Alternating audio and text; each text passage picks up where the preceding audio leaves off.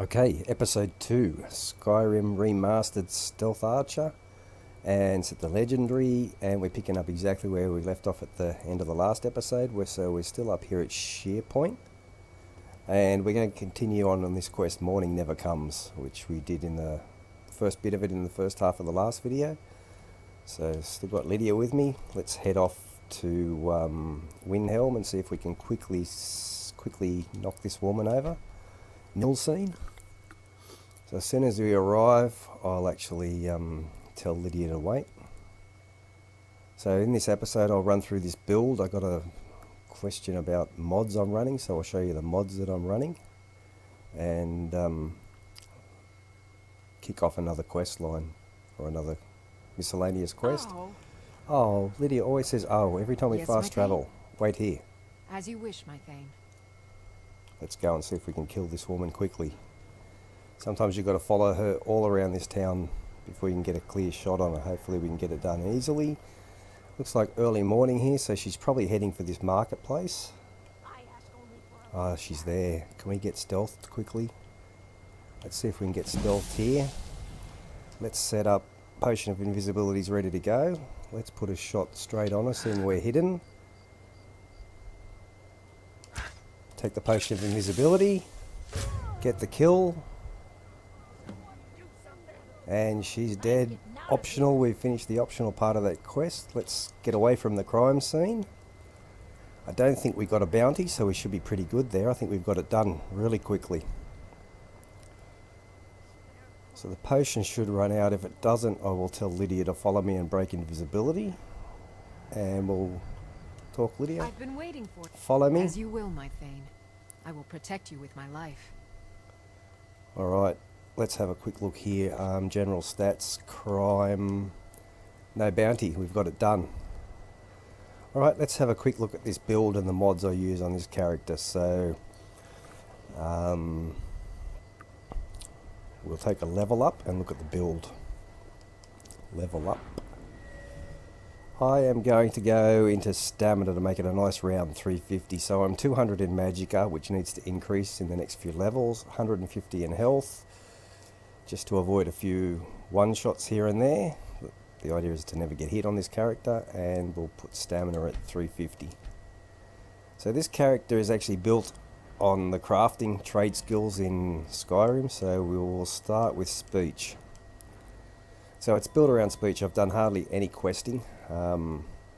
Pretty much as soon as I kicked the character off, I went to do some speech checks and raise as quickly as I could my speech to 50 to get the merchant perk, so I can craft items and potions and sell them off to any merchant. Will buy any item you want to sell.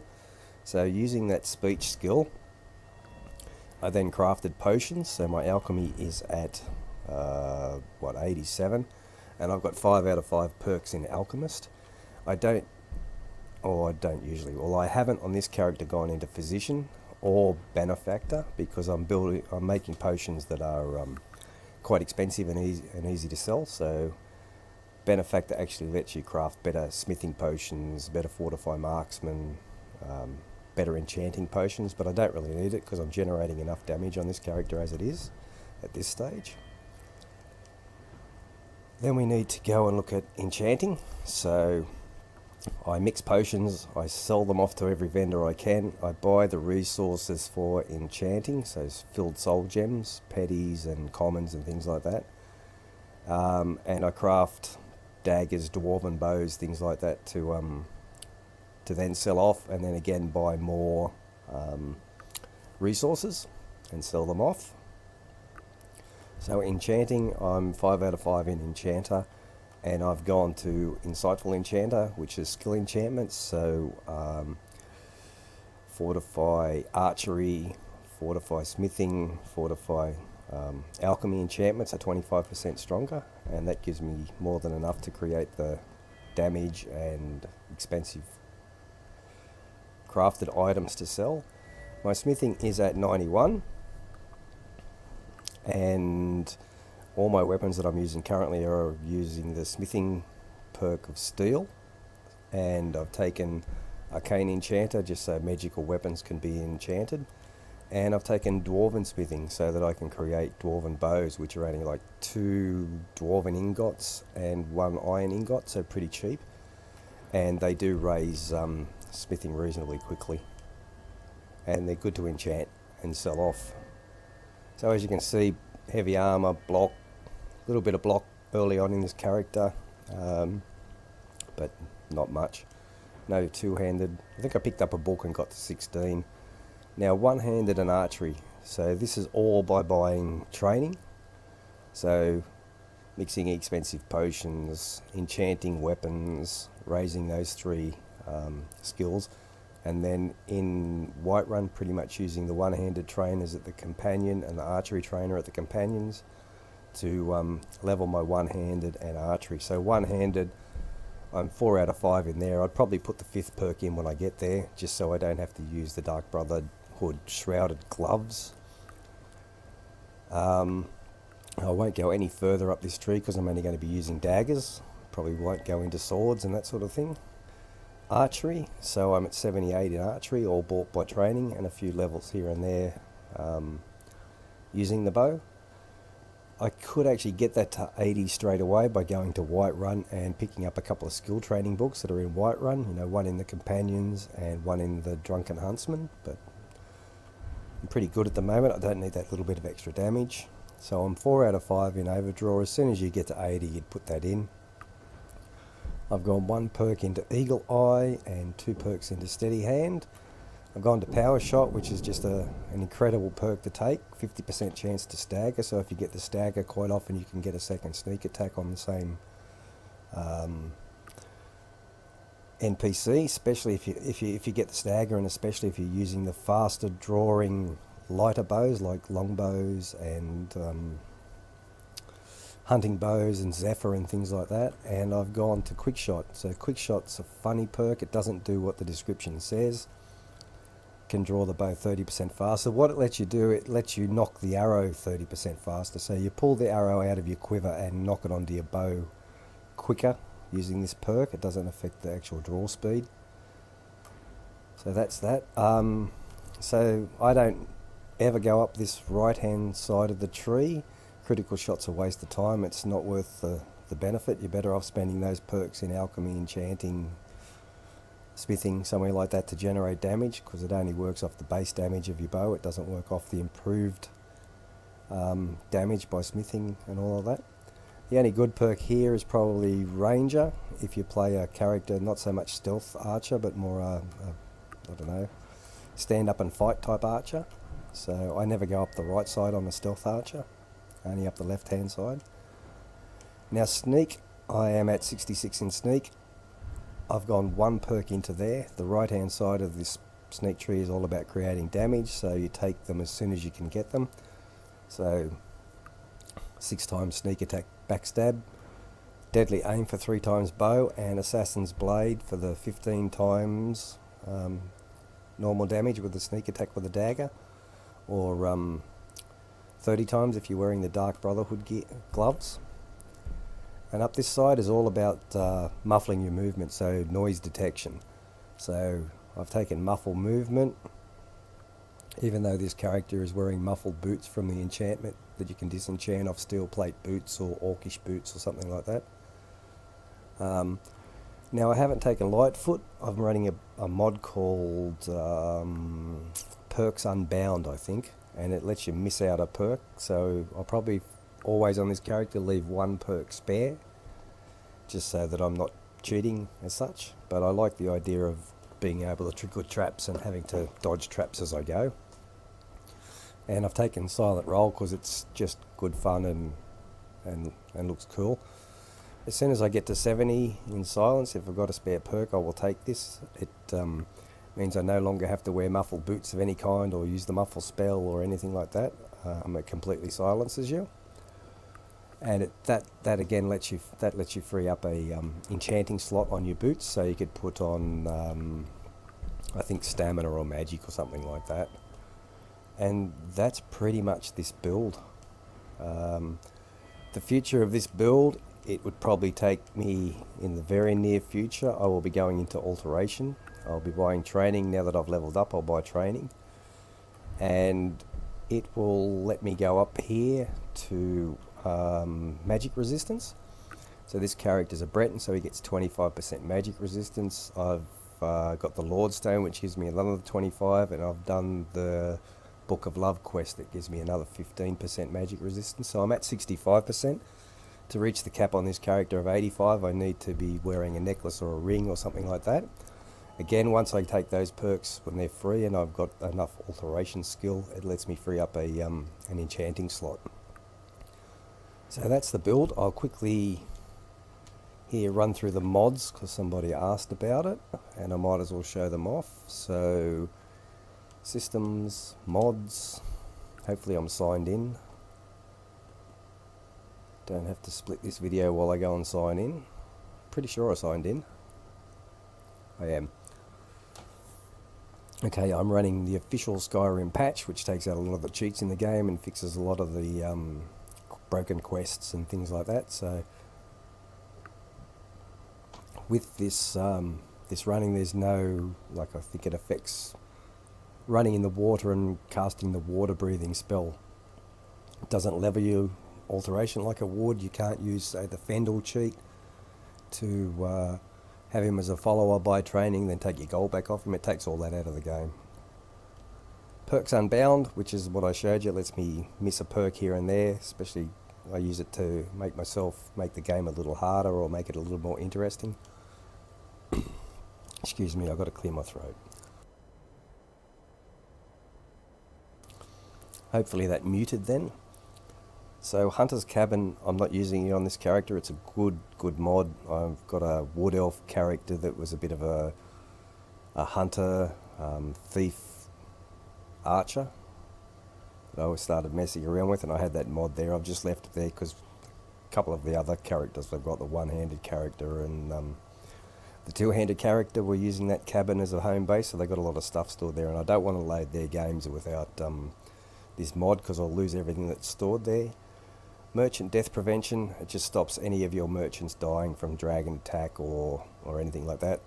Drives me mad when a merchant dies in this game, so I'm running that mod. So I've only ever played the main quest line, I think, once, and I think I'm going to take this character a bit further up the main quest line and the Blades quest line. I think I've only ever done them once because it annoys me when you get to Parthenax and you have to kill him. I don't like killing Parthenax for some reason. So I'm running this mod to try it out and see where that quest line goes. So ESE smelting and tanning, it gives you a little tiny bit of experience every time you smelt something into an ingot or you use the tanning rack to make leather or leather strips. Probably on this character maybe might have given me an extra 2 or 3 levels by the time I've got my smithing to level 90. It doesn't increase much, but it was sort of like good for immersion or roleplay on that other character, and it's still loaded. But Sherezi's, I don't know how you say it, shack, a little alchemist shack. Again, this character's discovered it, but I'm not using it on this character. There's other shacks if you want a free little shack to store stuff in early in the game that you can get quite easily, but it's a good little mod too. I'm using 150% jumping, as the description there says, jump 50% higher than normal, so it's always annoyed me running around Skyrim when you get stuck in the environment and have to reload and go back a fair way or something like that. So this mod I don't seem to get stuck in the environment as much using this mod. I guess it is a little bit of a cheat, but I'm the Dragonborn and I think I should be able to jump a little bit higher than the vanilla game, so I'm running it and justifying it in my own mind, I guess. Oblivious horses, it drives me mad when Shadowmere and horses get involved in fighting, so this just makes them oblivious to combat. They don't get involved in your fight if you're fighting somebody, and they seem to be, the NPCs seem to annoy them. The NPCs seem to ignore them. It's quite a good mod I like. Less yellow fills, I never really messed with it, it's been there since I first saw it. Lore-based loading screens, same thing, just a few loading screens, a bit more information on lore in the loading screens. Belt fastened quivers, which means the quivers on your back don't stand up vertically, they lay horizontally across the small of your back. And the next one I think is simple auto unequip ammo, which when you change from your bow to your dagger, your quiver disappears off your back. point the way. Just makes the signs on the roads a little bit clearer and easier to read as you run around. Unleveled items. I think I had this loaded for another character, but it hasn't really come into play in this character because I'm a level 41 now and I haven't gone anywhere near picking up any of these listed leveled items, so don't suppose that really matters. Hasn't made much difference to this character at all. Vampires suck, no attacks in town. It's just takes out that thing where, you know, sometimes you travel to Riften and every time you go there there's a vampire attack going on and then you've got to do all that business until you can trade some goods or get on with what you're doing. So vampires still attack on the roads and that, they just don't attack in town anymore. These two mods here, Clothes Forging and Crafting and Giselle Whiterun Clothier. This character runs around in clothes only, doesn't use armour in any way, shape or form, and some of the clothes are a little hard to find in and around Skyrim, so I haven't forged any clothing on this character. I've just been buying it from Giselle. So that's my black robes, gloves, vampire boots that I'm wearing that are clothing. Vampire hood that I'm wearing is unenchanted, and I can get all that stuff from her rather than having to hunt Skyrim for it. Saber cats don't respawn in Skyrim, so bears and wolves and things like that, they respawn after you kill them and you come back later, they'll be there again, but saber cats don't, so this just makes saber cats respawn after you kill one. Alternate start, live another life, that's quite a good mod as well. I did start this character using this mod. I think I started as a member of the guild, as a member of the Dark Brotherhood. Relationship dialogue overhaul. I haven't played much with this one. It gives you an illusion spell that you can cast on your followers and people around, and you can see how their stance is towards them, whether they're friendly, enemy, lover, and you can actually change those relationships with it. And I think it does change the dialogue a bit, so I'm just trying that out. That may be why Lydia says a few different things and sounds a little different in this game. Go away cloud maps just lets you see the contour of the map without having the clouds in the way all the time. It's quite a good map. Does need to run really low in the load order though, in the mod load order. And fix vanilla settings. That's just if you mess up a bit, it will restore some things back to vanilla for you, and then you reload a game and take that mod off, and it fixes a couple of things of dramas I had in the past when I first started with the Xbox One and a few mods. I went crazy with mods early. So that's it. That is my character.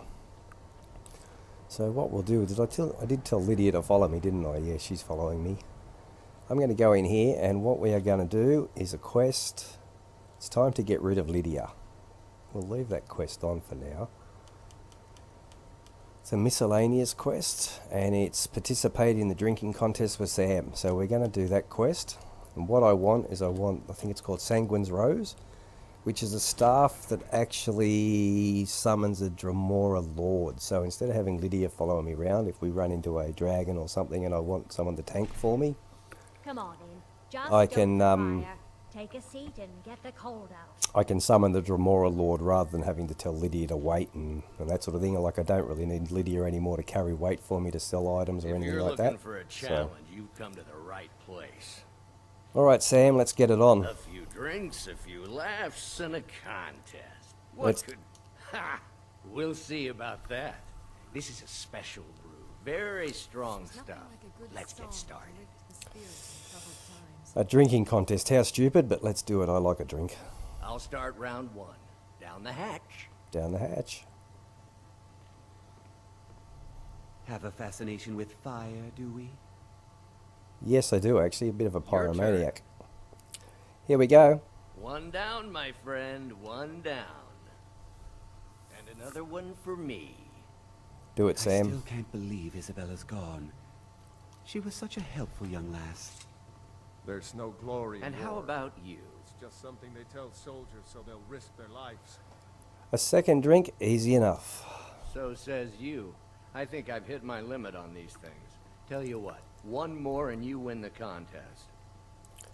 Alright, let's get smashed. So what's the news on the street? Wow, you've really done it. The staff is yours. What is it? That's great. That's great. That's great. Whatever. Coming right up. You know, you're a fun person to drink with. I know this great little place where the wine flows like water. We should head there. Hey, you don't look so good. It's a clear spot, just... Alright, the drinking bit is done. Wake up. That's right. It's time to wake up, you drunken blasphemer. A blasphemer, hey? I see. So, you don't remember fondling the statuary, then? I'm guessing you also don't remember coming in here and blathering incoherently about marriage or a goat. Which means you don't remember losing your temper and throwing trash all over the temple. Don't remember a thing. Let's see if I can persuade her and get this over and done rather with having to pick the trash up. Well, you were deep in your cups when you got here. You were ranting, but most of it was slurred. You said something about Rorikstead. Perfect. Alright, so if you haven't got enough speech to do that persuade, you have to pick up the trash, which is just the wine bottle, the giant's toe, and there's a letter here somewhere. There it is there. And read the supply letter, which you don't. I'm sorry. The Temple of Dibella is... And read the supply letter, which really has nothing to do with it. That's just closed. picking the trash up. You can receive your blessing Take it. if you wish, but the other sisters are in seclusion. Do a bit more blasphemy and jump around in this shrine. Have a wash my feet. And let's get out of here. Actually, we got to go and see Muri and hand that quest in that we did earlier on. So we'll go and see Muri. Hopefully she's around, that it's daytime and she's not behind a locked door. So I've no idea where I'm going to take this character. I'm thinking the main quest line. Do a few quests to get some of the... Sorry, concentrating on the map and trying to run. So do a few quests to try and get a few shouts that I want. And, alright, have we got this quest even on? Yep, where are you? Where are you? Where are you? Where are you? This is frustrating. What quests have we got on? We've only got that on. Talk to Muri. Where is she? She must be down here somewhere. She can't be outside the wall, surely. God might get nervous. A man... Oh, she's in the tavern. That confused me for a little while. Usually she's walking the streets. The quest marker comes up as outside. Huh? The Silverblood Inn has plenty of Where are you, strong Muri? drink and Oh, you're in your room. Of course. Well, what news? Is Elaine? He's dead as a doornail. Too lazy Well, to get Emma what to news? herself. Is Elaine? Yeah, Elaine's dead. Thank you. That bastard got exactly what he deserved. And I heard about Nilsine. You have more than fulfilled your part of the bargain. Please, take this. As payment, and a symbol of my affection. I'll never forget you. You're a very vengeful woman, Muri. Unlike my husband Clever, I watch after our guests. Well, get out of the doorway then. And let me out of this place. Songs are just old memories. Run around like a headless chook then. Go down.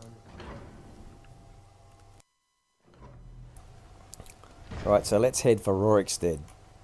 So that quest, we've got to go back to Astra. We'll turn that off. We will put on the miscellaneous quest. No, it changes from miscellaneous to a night to remember. And it's Rorikstead. Let's fast travel to Rorikstead. Yeah, we'll get a little bit of this quest done. We won't get it finished in this episode, I don't think. So I don't know where to take this character. Probably I'm thinking up the main quest line to try out that Parthenex mod. I haven't done the Blades quest line for a long time, or the main quest line, that is, some lavender. So I'm thinking I'll take this character that way. Oh, look at all the wheat. I've got to pick this wheat up. This wheat will absolutely probably guarantee that I can get to 100 really easily in alchemy when I want to. Maybe we should start selling the soil along with the dung. Got a We could make lot of tiny alchemy profit. supplies at home, Who at in their right Bree's mind home. would pay for dirt? You'd get Alright. laughed out of Whiterun for even trying it. G'day, dude. You've got a lot of nerve showing yourself in this town again. What do you have to say for yourself? Well, I was hanging out with the drunken Daedric Lord. I couldn't help myself. Sorry's not good enough. Not while my Gleda's still out there alone and afraid. You kidnapped her and sold her to that giant. You have a very strange affection for this goat, mate. That sounds pretty bad. You're damn right it does. I'll never breed another prize-winning goat like Gleda. And don't you think of coming back to Rorikstead until you get her back from that giant. Okay, I won't. I won't bribe him. I'll go and get the goat. We'll kill the See? giant. If you've got some business in Rorikstead, you should start by speaking. Find Gleda. She's up there somewhere. Alright, we're about to roam in the Skyrim, so I'm going to change my bow.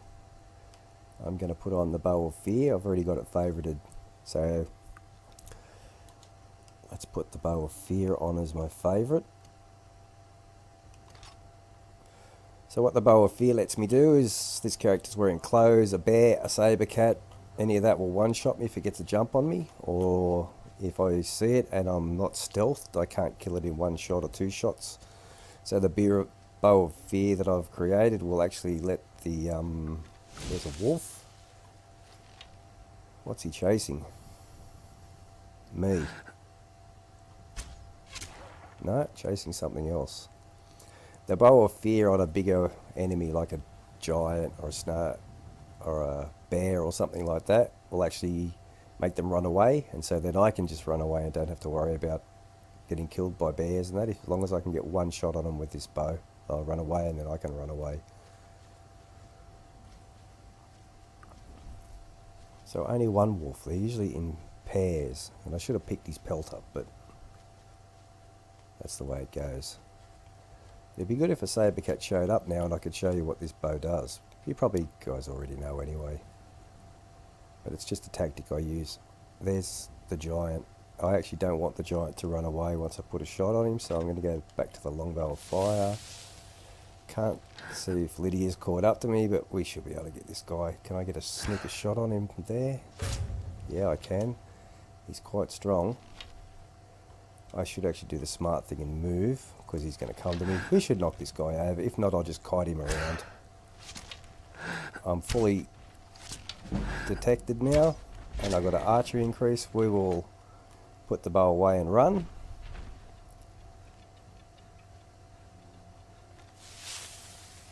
And there's Lydia. We should kill this guy now.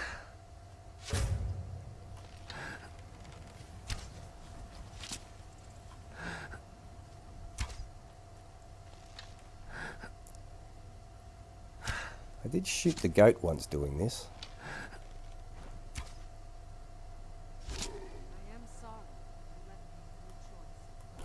Go Lydia, I am sorry but you left me with no choice. Right, let's search this guy, get his toe. He's got an ebony helmet. Wow. Giant's toe, gold. We'll take the hides. Sapphire. And that's it. Where's the goat? Up here somewhere. So now I think I've just got to talk to the goat. The goat will follow me back to... the goat will now follow me back. I think from memory we can actually fast travel back to Rorikstead, and we'll have this part of the quest done. Then I think it's off to Whiterun.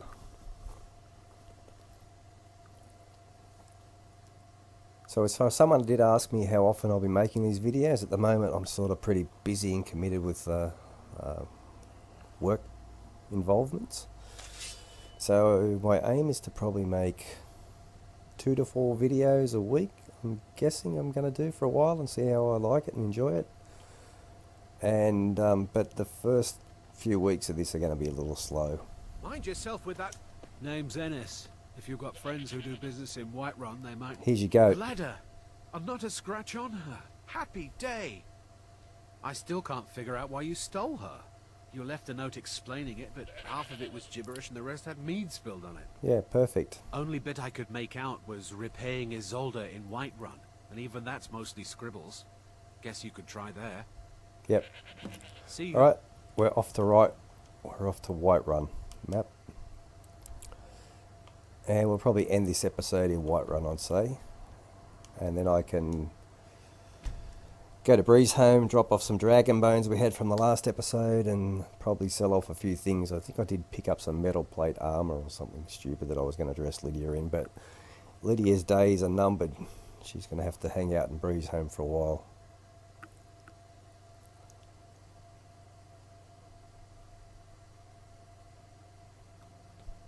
I'm still trying to work out whether loading screens are faster on the Xbox One than they were on the Xbox in the past. Let's drop some weight quickly while we're here. What do you got for sale? Finest weapons and armor. And you've got a lot of money. Apparel. Nothing interesting. Right. We don't want the ebony helmet. And we don't want this steel armor. And weapons wise, you can have the dwarven bow. I don't know why I picked it up. And the hunting bow and the iron sword. And that's about it because she's run out of money. Don't forget All right. to check inside the shop. Let's quickly go and talk to Ysolda and see what she's got to say. So, you're finally back. Look, I've been patient, but you still owe me. Okay, how much? It's not about the money, really. I wouldn't have given you the wedding ring on credit if you weren't so obviously in love. But if there isn't going to be a wedding, the least you can do is give the ring back. That was one of my best pieces. Do you know what I did with it? You went right out to give it to your fiancée. Don't you even remember where you left her? And after you told me that sweet story of how you met in Witchmist Grove, I can see why she left you. Oh, I remember this. I had a drunken night of debauchery with a hag raven, I think. No, actually I didn't, because if you go and see her, she's there ready to consummate the marriage or something. I'm probably not going to go there. I'm going to persuade her, but if you want something funny, go and do this. Don't persuade her. Go and do the kill the witch the hag raven. It's quite funny. Alright, persuade. You must have had a wild night if you can't remember that. But I suppose everyone gets the jitters before their wedding. And I did say you could take a bit of time paying me back. You said the ceremony was going to be at Morvenskar. Don't forget you still owe me. Okay, I still owe you. I won't forget. Alright, map updated. Where do we have to go?